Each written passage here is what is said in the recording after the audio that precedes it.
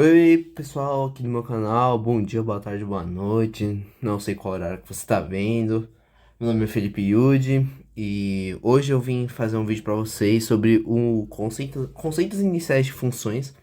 Antes de eu começar a me aprofundar sobre uma função específica, né? Função afim, função quadrática, logarítmica, exponencial, seja qual ela for, eu quero começar a definir alguns conceitos com você.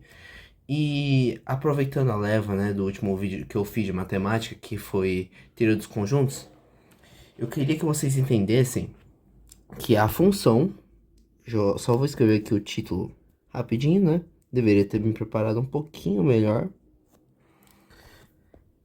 A função, ela é uma relação de conjuntos. Eu queria que vocês entendessem dessa forma. É uma relação entre dois conjuntos. Tanto é que em alguns exercícios você pode encontrar a notação mais ou menos assim, né? Que é a função dos reais em reais. Ou seja, é o conjunto dos reais, você vai encontrar todos os x no conjunto dos reais e todos os y no conjunto dos reais. Entendeu? Antes de continuar, eu queria que vocês entendessem sobre a notação de par ordenado. O par ordenado é tecnicamente o que torna uma equação verdadeira. Ou seja, você torna. Não é torna a equação verdadeira. Deixa eu me expressar melhor. É como se fosse uma relação de x e y que a função consegue nos dar. Por exemplo, vamos supor, x mais y é igual a 300. Sabe quantos pares ordenados pode ter? Vou dar só exemplo de alguns. O x pode ser 1, o y pode ser 299. Assim como o x pode ser 300 e o y pode ser 0. E por aí vai. Essa seleção de dois números a gente pode entender como um subconjunto de x e um subconjunto de y. E essa é a definição de par ordenado. Entendeu? Bem, eu quero, além de falar desse entendimento inicial, eu quero falar para você que uma função só vai existir quando temos dois conjuntos, certo? É uma relação de A em B. E para todo x tem um y. Por exemplo, isso aqui que eu estou fazendo é uma função. Mas, se eu colocar mais um pontinho aqui e ele não tem nenhum correspondente aqui, quer dizer que isso aqui que não é função. Se eu colocar um pontinho aqui, tudo bem. Porque o que todos os pontos do conjunto A, que eu vou chamar de domínio da função, precisa ter um x. Então, que tal a gente escrever isso? Vamos colocar aqui que a função é uma relação entre conjuntos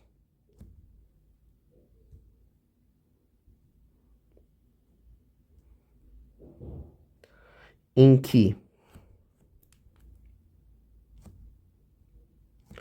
todo x, ou vou colocar valor no domínio, elemento do domínio, melhor, né? Elemento do conjunto domínio, conjuntos, né? Elemento do conjunto domínio possui seu correspondente. É melhor escrever aqui, né? Entendeu? Bem, agora vamos ser um pouco mais incisivo nos conceitos, né? Dar nome aos peixes, aos bois, certo? Quando eu escrevo essa notação, f de A em B, Como eu já disse há pouco tempo atrás, A é o domínio e B é o contradomínio. Isso aqui eu não tenho muita explicação sobre do porquê, né? Você vai ter que aceitar. Mas uma coisa que você vai ter que entender é que nem sempre o contradomínio... Nossa, escrevi errado. Condra, meu Deus. Você vai ter que entender que nem sempre o contradomínio é a imagem. E o que é a imagem? A imagem é o correspondente do domínio. T de A em B é a imagem. Você vai ter que entender que a imagem é subconjunto do contradomínio. Eu acho que isso fica bem mais explícito quando você vê a função de segundo grau. Vou fazer rapidinho aqui, mesmo que não seja do escopo da nossa aula, e que talvez você não tenha estudado ainda, talvez você tenha. Nossa, ficou meio feio, mas vamos supor aqui que é uma função ax ao quadrado mais bx mais c, bem genericão. Esse aqui é o y do vértice. Nota-se que ela pode atingir diversos valores menores que o y do vértice. Ou seja, do y do vértice para baixo, essa daqui é a imagem. Só que aqui em cima também faz parte do contradomínio. Só que a parte que é a imagem é só para baixo. Vocês estão conseguindo me entender? Talvez fique mais claro adiante, certo? Bem, dadas essas ideias iniciais, eu queria falar um pouco melhor sobre o domínio, né? Porque normalmente algumas questões de vestibulares podem pedir para você falar qual que é o domínio da função.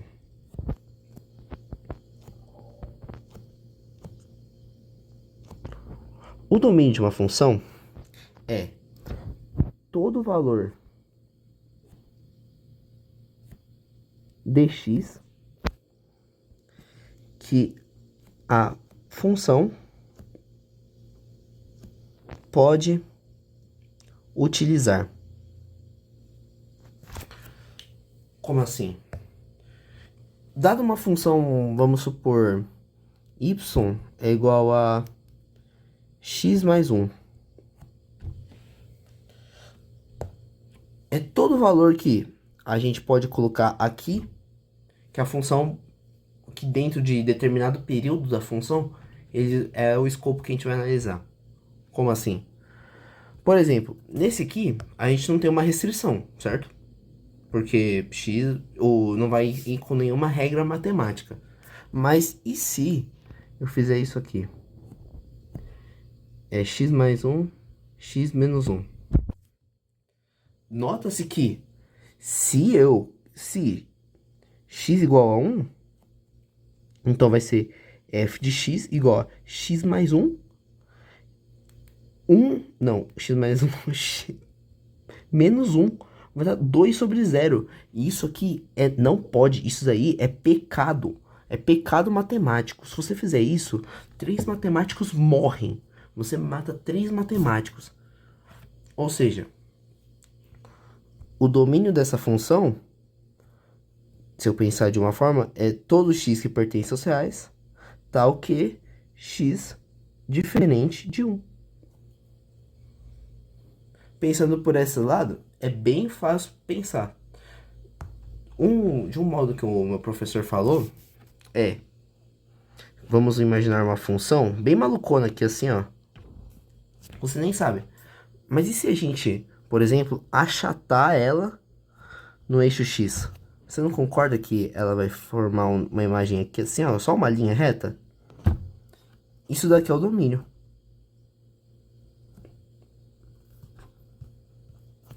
Sacou? Bem, de fórmula análoga, você vai entender sobre como funciona a imagem de uma função.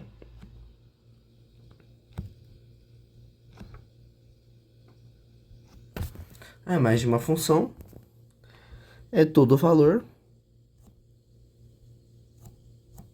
que y pode assumir.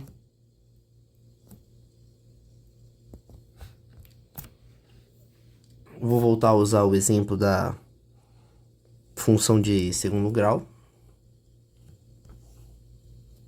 que fica melhor. Nossa, pera aí. Não, vamos fazer aqui, ó. Por exemplo, isso aqui. E isso aqui, ó. Ixi, fiz um pouco mais alto, calma aí. É a mesma coisa que eu achatar no eixo Y, no eixo das coordenadas. Ou seja, a imagem da função é isso aqui, ó.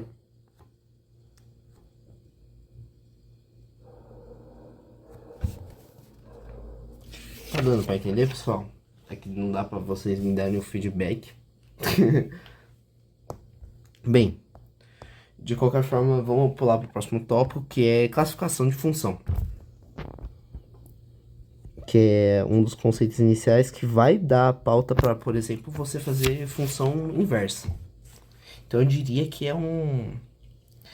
algo importantíssimo, importantíssimo.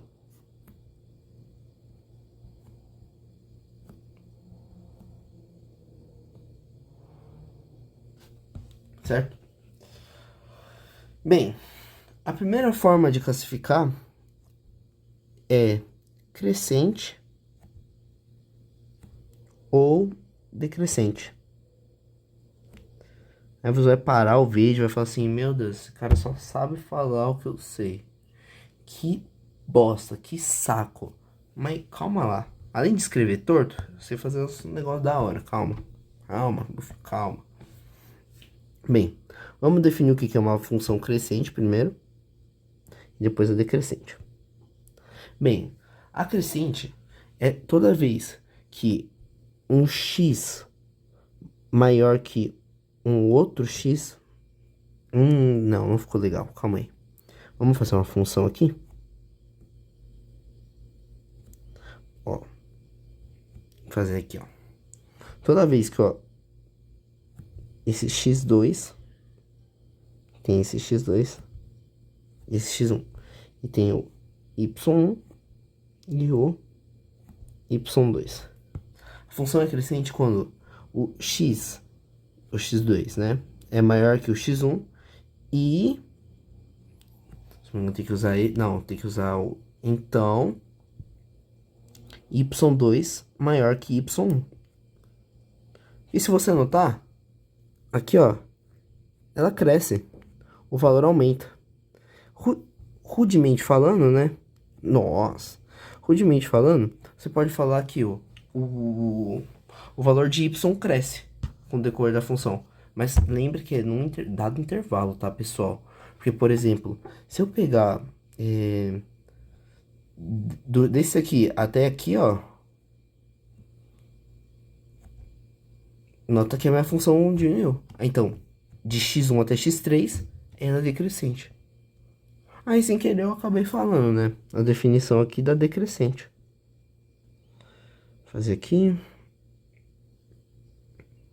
Vai ser quando o x1, x2. Quando... Ai, cacete. y1, y2. Vai ser quando x2 é maior que o x1, porém, o y1 é maior que o y2. Ela decresce, ó. O valor do y diminui. Sacou? Vou deixar essas setinhas que podem, talvez, ajudar no entendimento melhor, né?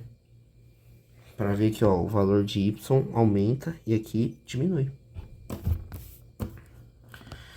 Bem, agora eu quero que você, tipo, se você não entender alguma coisa, pausa, vê do início, procura Pergunta alguma coisa pro seu professor se você não entendeu o que eu disse.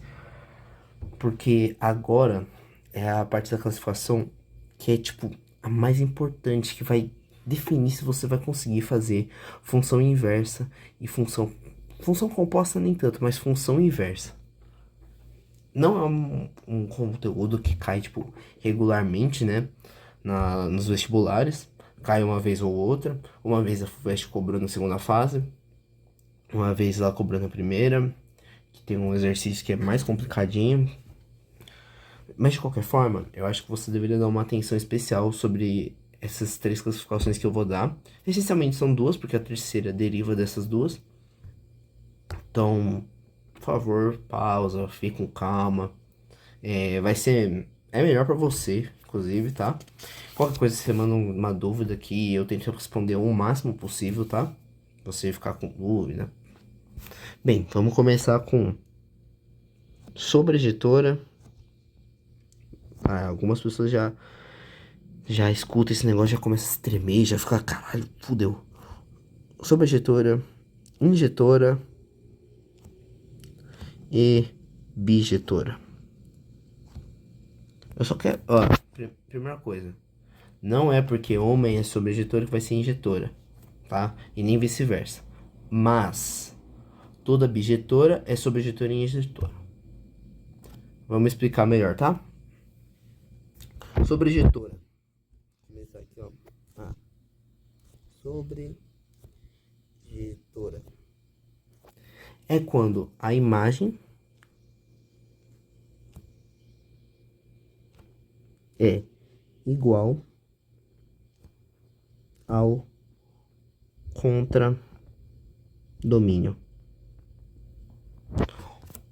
Ou seja, todo x tem o seu y e todo y tem o seu x.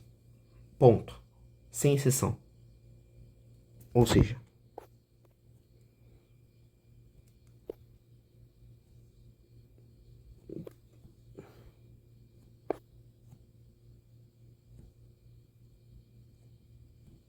por exemplo, aqui, todo y aqui, nesse conjunto B, tem o seu x e todo o seu x tem o seu y. Tá? Ninguém tá excluído. Isso daqui é uma função sobrejetora. Mas se... Aqui, ó. É sobre... Eu vou abreviar porque eu tô com preguiça de escrever tudo, tá? Perdão, pessoal. Perdão aí.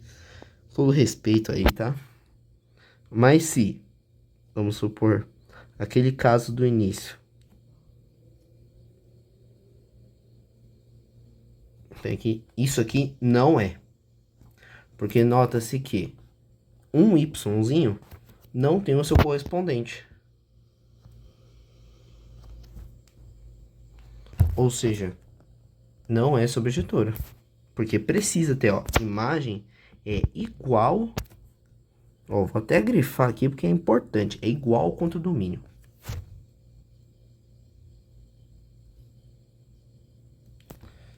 Tá? Agora, injetora.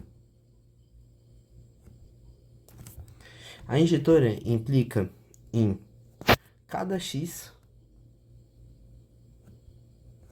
tem o seu próprio y. Hã? Aí você para e fala assim, quê? Ah, é bem simples no caso. Vamos usar, por exemplo, aqui, ó.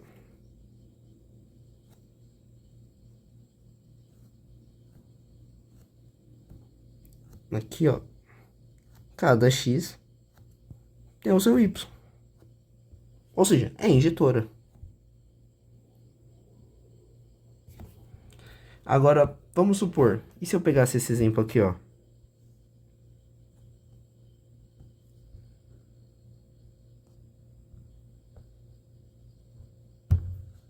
Não é, né?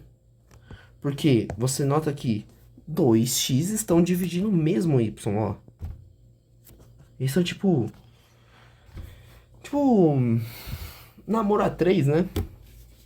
Só que os dois aqui não sabem. Ixi, vai dar ruim, né?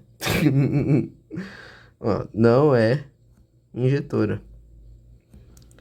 E uma coisa que é legal, tipo, se você não pegou ainda, é que cada classificação pode ser usada para uma mesma função ao mesmo tempo, simultaneamente.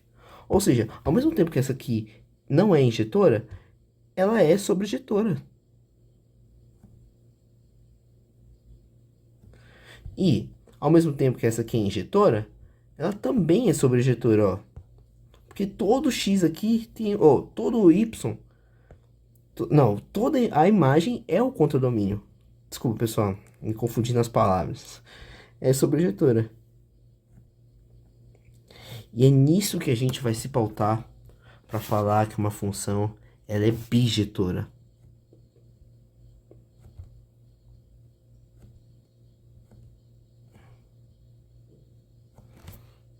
Ok? É nisso que a gente vai se pautar em falar que ela é uma função bijetora. Ela é injetora e sobrejetora. Futuramente eu vou fazer um vídeo sobre complexos. E para falar como os complexos englobam até os números reais, que os números reais são um subconjunto dos números complexos, dá para usar esse conceito explicando que, falando rapidamente, o conjunto dos números reais tem o R', e esses aqui, essa função aqui, ela é bijetora. E ela está contida no plano dos complexos.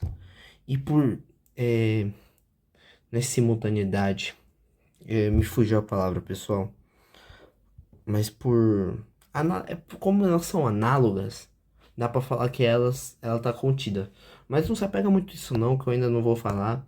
Não vou falar sobre complexos. Só vou falar também se vocês quiserem, porque eu vi que no cronograma da FUVEST foi retirado números complexos. Foi retirado também determinantes de matriz 4x4. Ou seja, não, provavelmente você não vai precisar usar a regra de Kyo para tentar diminuindo, né?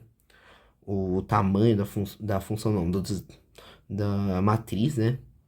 Que é bom, eu acho, porque muitas pessoas iam não sabendo, né, sobre a regra de Kyo. Meio, é um certo nível de despreparo que dá para aceitar, porque não é tão cobrada, né? Então, sabe, aceitável até acontece. Não que tipo, oi, você não sabe de nada, vou te sacrificar. Acontece, certo? Bem, nossa, eu acabei divagando, né? Desculpa, pessoal. E a terceira classificação, eu quero falar sobre a paridade, tá? Ou seja, a função pode ser par ou pode ser ímpar. A função par, pessoal, é quando, deixa eu escrever aqui, par, é quando o f de x é igual ao f de menos x. Aí você olha, pensa, Yudi, que porra é essa, cara? Onde você tirou isso? Então, é uma nomenclatura de um jeito que os matemáticos resolveram falar. E você aceita, né? Tem que aceitar. Então, quer que eu faça o quê, né? Você quer que eu faça o quê, rapaz? Bem, acho que fica mais fácil com exemplo, né? Eu vou citar para vocês a função modular.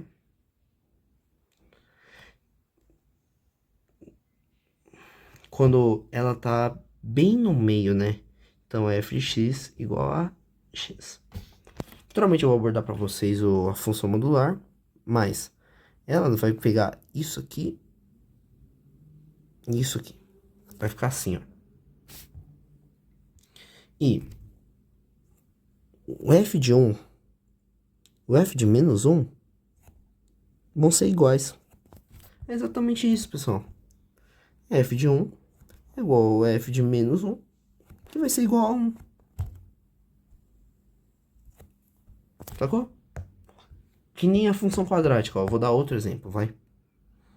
Que isso daqui é difícil, eu entendo também. Se você quiser provas militares, o ITA já cobrou isso na segunda fase, tá? Então, ficou esperto, porque a questão em si não era difícil, tá? Mas você precisava ter um raciocínio bem apurado, né? Então, como toda questão do ITA, né? Nossa, calma aí. Bem, não tá dos melhores, mas acho que você vai entender. Por exemplo, menos 2, ó. F de x igual a x ao quadrado.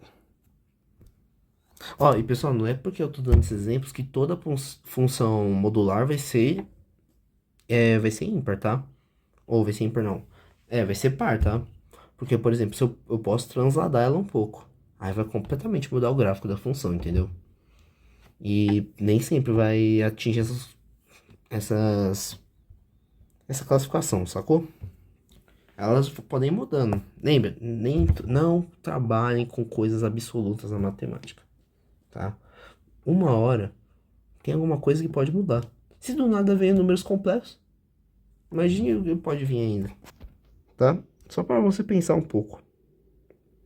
Bem, 2. Então, menos 2 ao quadrado. Lembra que tá tudo, né, ao quadrado. Vai dar 4. 2 ao quadrado, 4. Pronto. Tá mostrou aqui, ó. F de 2 é igual a F de menos 2, que é igual a 4. Par. Função par. Bem, função ímpar. Função ímpar. Aí você pensa. Ou você não pensa. Eu não vou.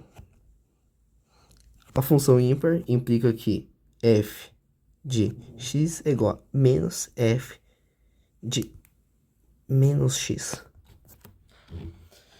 Bem, a função afim, de certa forma, é uma função ímpar. Agora que você tá calejado, né, que eu já te mostrei as outras duas funções, você já ficou assim, ah, cara, isso aqui é trivial, rapaz.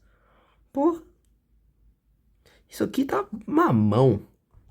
Isso aqui tá um pé na roda. Eu vou te falar, calma, né, rapaz? Calma, calma. Calma que não é assim, né? Então, f de 1 igual a 1. Isso aqui vai ser... Vou colocar aqui, ó, pra ficar melhor, pra ver. Vai dar menos 1. Ou seja, f de 1 é igual a 1. F de menos 1 é igual a menos 1. Ah, deixa eu escrever a função pra vocês, né? F de x igual a x, né? É importante lembrar. Ou seja, portanto, 1 é igual a menos 1, que é igual a 1. E isso aqui é verdade. Isso aqui define o que é uma função ímpar, tá? Bem, eu poderia encerrar o vídeo aqui agora, né? Que acho que já deu, né? De falar de classificação de função. É uma coisa meio densa. Mas eu queria só falar para vocês sobre função periódica. E eu vou dar o exemplo do seno, tá? Seno e cosseno. Função periódica. Ou seja, em um dado intervalo,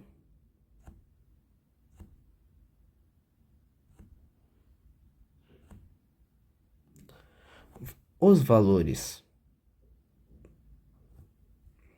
de y se repetem. Aí você para, você analisa. Aí você pensa no meu exemplo. Cara, a função seno se repete. A função cosseno se repete. Porque você pensa assim, tá, seno de zero, zero. Seno de π sobre 2 rádio, 1. Seno de π, zero. Mas calma, calma, não se repete ainda. Calma, calma. Aí vem seno de 3π sobre 2 rádio, menos 1. Seno de 360, zero. Aí começa a repetir. Aí vai dar. Aí sendo de 2π mais π rádio. Ixi, cara, vai dar 1. Nossa. Você vai começar a repetir. Do cosseno. Ou seja, a periodicidade dessas duas funções é 2π. A cada 2π, elas começam a se repetir. Entendeu? É isso. A função periódica, ela começa a se repetir infinitamente. Até você cansar. Até você cansar, entendeu? Bem, pessoal, é isso que eu tinha pra falar pra vocês, eu acho. Eu acho não, eu tenho certeza. É isso que eu tenho pra falar pra vocês. Obrigado de coração aí se você viu até o final. Se você tem alguma sugestão de vídeo que eu possa abordar, por favor, manda. E até o próximo vídeo. Obrigado.